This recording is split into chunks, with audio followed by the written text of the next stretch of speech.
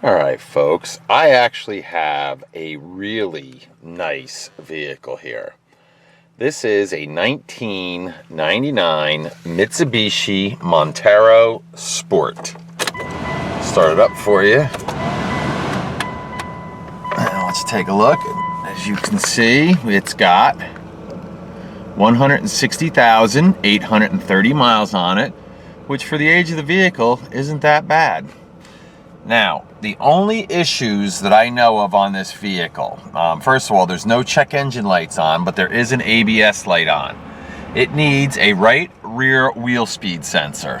So if you're clever with tools and got a couple bucks and want to put one in, you can do that. Other than that, the only other thing I think that it might need is I think that it might need a valve cover gasket, because I do smell some burning oil. I don't know if that's just because it sat around for a while. I mean, it's not like smoky and anything like that, but it's something I can smell, and I don't want anybody to be disappointed if they come here and find out that it has that smell to it. So that's why I'm letting you know. All right, it's got some nice equipment. Got power windows. There's your right rear, down and up.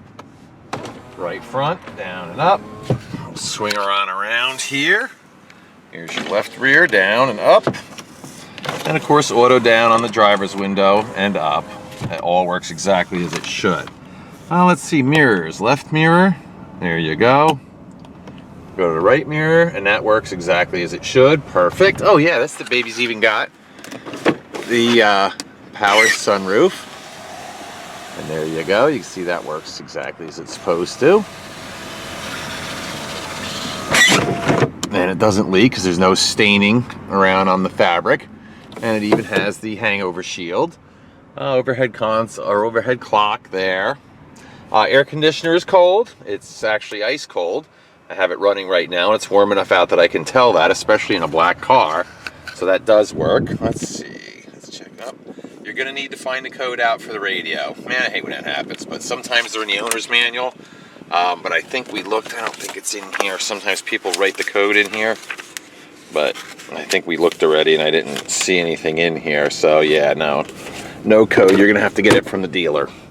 Let's see, it's automatic, it's got four-wheel drive, all of that works, and I'll demonstrate that for you, but let's go check the outside. But you can see the inside, this was a smoker's car. I'm going to let everybody know that right up front.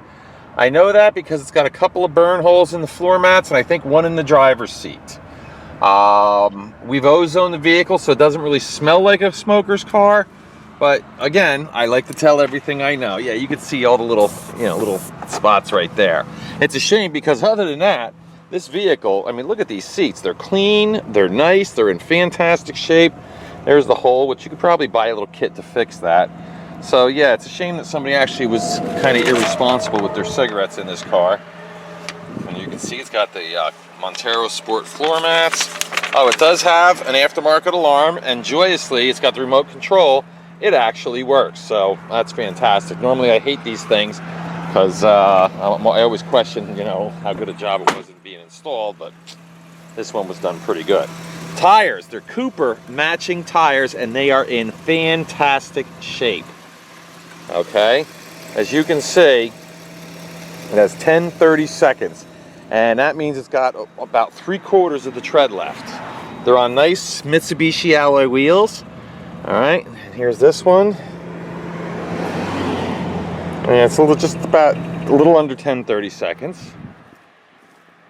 Come around to this side. Like I said, plenty of meat left on these babies. All right, yeah, about between 9 and 10-30 seconds. And the right front.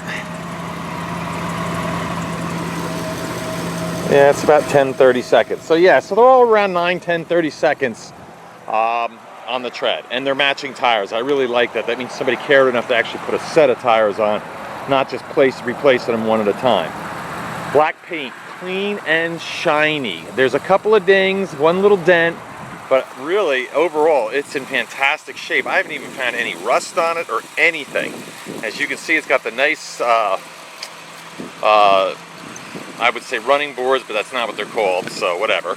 You know what I'm talking about. This is about the only dent on the vehicle. Probably, I don't know, I didn't try it, I probably should have. But with a plunger, you might even be able to get that out, or you just call the paintless dent guy to come out and do it. Again, it's a 99 model year, so it's up to you how much money you want to spend, but not a lot is going to have to be spent on this vehicle at all. This is really a drive and go kind of vehicle. All right, you can see there's your headliner all the way in the back. Here's your door jamb. Step bar, that was the word I was looking for. All right, let's do the door, especially the most important parts, especially on Japanese cars, because they have a long-standing history of really being rust buckets. And this one is really the exception to that. They're really, it's amazing. All right, here's your back seat. It's a 5-passenger vehicle, 5-passenger SUV. And again, this rear seat is in fantastic shape. Once again, a little burn hole there. Geez, that's just annoying. All right, and here is your door jamb.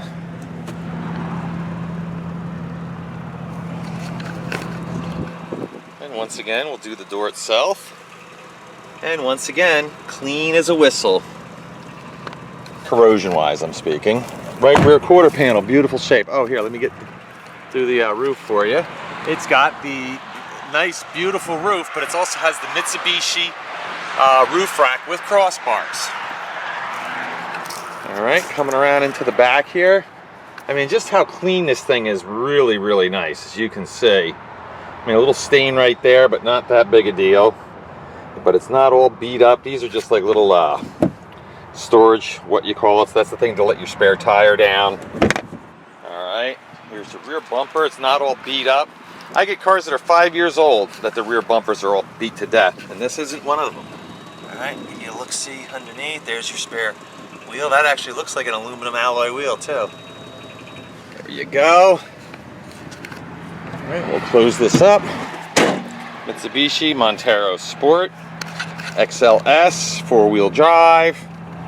It's got the spoiler there. It's got the rear window defogger, the rear window wiper. Yeah, this is just, the left rear quarter panel is absolutely beautiful. No nicks, no dings, no scratches, no rust, nothing like that. Here's your roof again on this side.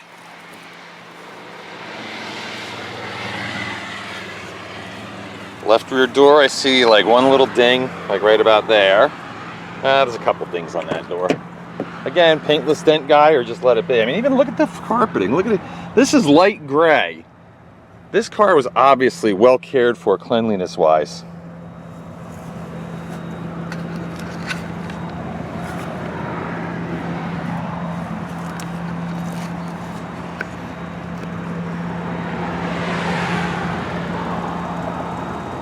There you go. And again, like I said, not one tiny little bit of evidence of corrosion on this thing, which that's actually really impresses me. That's probably why I like this thing so much. Normally I have to make excuses for all the rust, but not on this baby.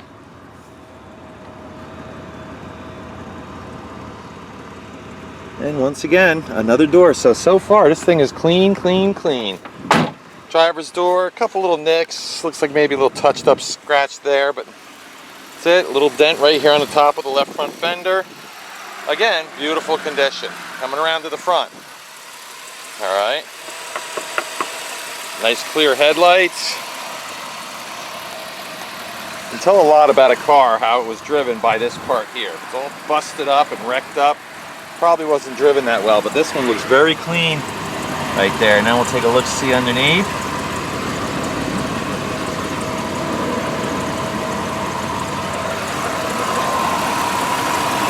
Of course, the most important part of any vehicle is the engine and transmission. And this has the very reliable 3.0 liter 24 valve V6 engine. Okay, as I already mentioned, I can see down there, yeah, I think it's got a leaky valve cover gasket. Maybe even on both sides, but that's not a really huge deal. It's just that the vehicle hasn't been driven, is why I can smell a little bit of oil smell to it. Maybe after you drive it for a while, it will go away. But you still might want to address that at some point. That's up to you. Now here, let me rev this baby up.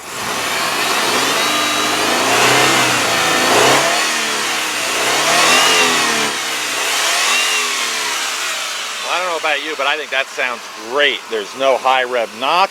There's absolutely no valve train noise, no squealing, no squeaking, no crazy sounds. This actually is a really, really great running vehicle. Fresh, clean looking antifreeze in there. Looks like it's even almost got a full, at least a half a container of windshield wipers stored. All right, so there you have it. Now let's take a look here.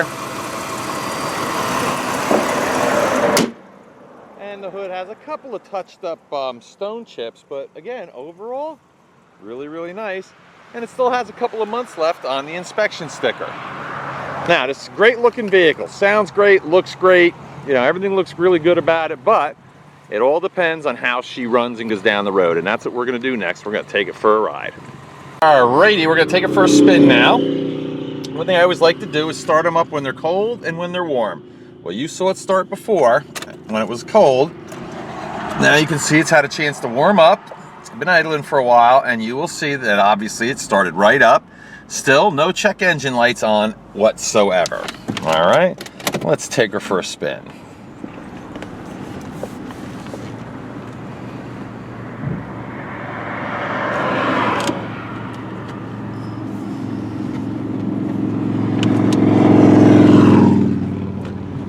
Here we go. I like that V6 power. That's awesome.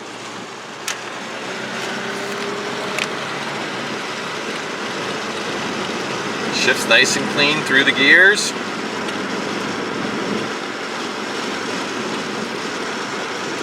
Here we are going down the road, no hands on the wheel, and I'm still going perfectly straight. So obviously no front end issues with the vehicle. And with these tires, I would have been able to tell if they were wearing funny, so they're not. So I just want you to know that. Close the window here since I got the air conditioner on. It appears to be working okay. All right, we're gonna do a little turnaround here. Now right now we're running this in two-wheel drive because you don't ever want to run four-wheel drive on dry roads. That's just a big no-no. But two-wheel drive is good because you get a little better gas mileage now that it has actual true two-wheel drive. All right, here we go. We're gonna head back. All right, one thing I'm gonna do before I test the four-wheel drive for you folks, we're gonna do a little brake test. Now, as I said, it needs a right rear wheel speed sensor, so obviously the anti-lock brakes probably don't work. That's why the light's on, but you fix that, I'm sure you'll be all set. But at least I'll be able to tell you how the brakes feel. You can keep your eyes on the steering wheel because if it swings wildly to the right or to the left, it might appear and tell you that it has a, what do they call it? Oh my gosh, I'm losing my mind today. A brake balance issue. You know, if it pulls really hard to the right or to the left. Because what I do is I'll pull into this vacant lot and just slam on the brakes and let go of the steering wheel just to see what it does. So we're gonna do that right now. And I did test the cruise control before and it does work. All right, here we go, ready? Yeah, as suspected, the anti-lock brakes are not working, but the brakes themselves were good. You could see the steering wheel didn't like swing all over the place.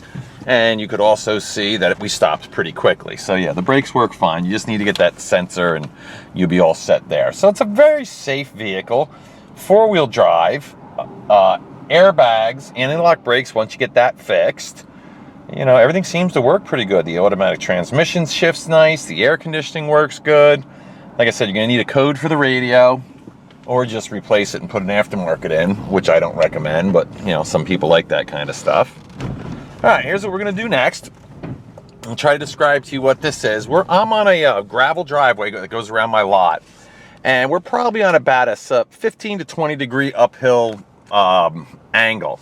Now here, I'm gonna roll the window down so you can hear this. Now we're in two-wheel drive. Typically what happens in two-wheel drive, especially rear-wheel drive, is when I slam on the gas, what you're gonna hear is a bunch of gravel getting spit up and we probably won't go anywhere. So here, you can listen to this. Here we go.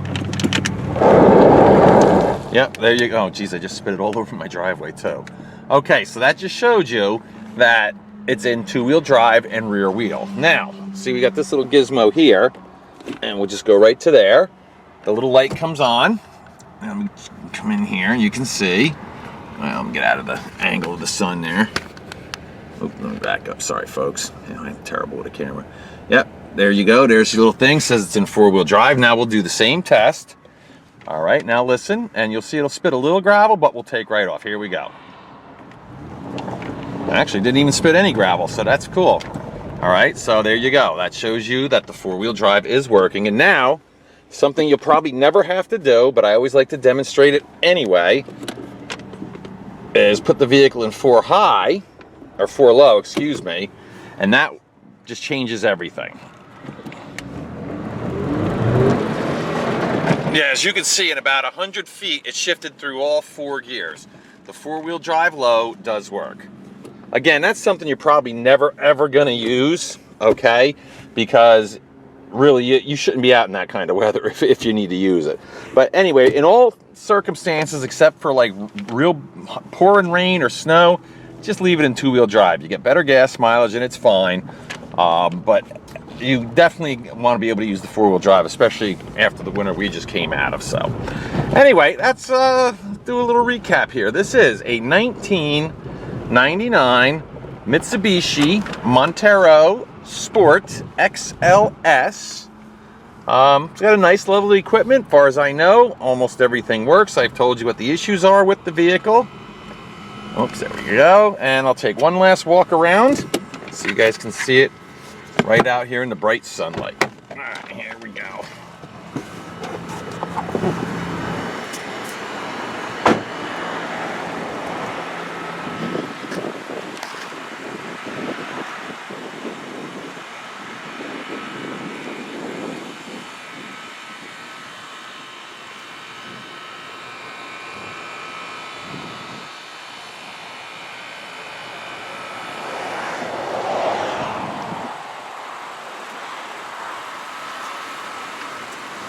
Okay, so if somebody needs a really reliable 4-wheel drive, nice looking, very inexpensive SUV, this might be the one for you. And as I always do, I hope it goes to a good home. Thanks.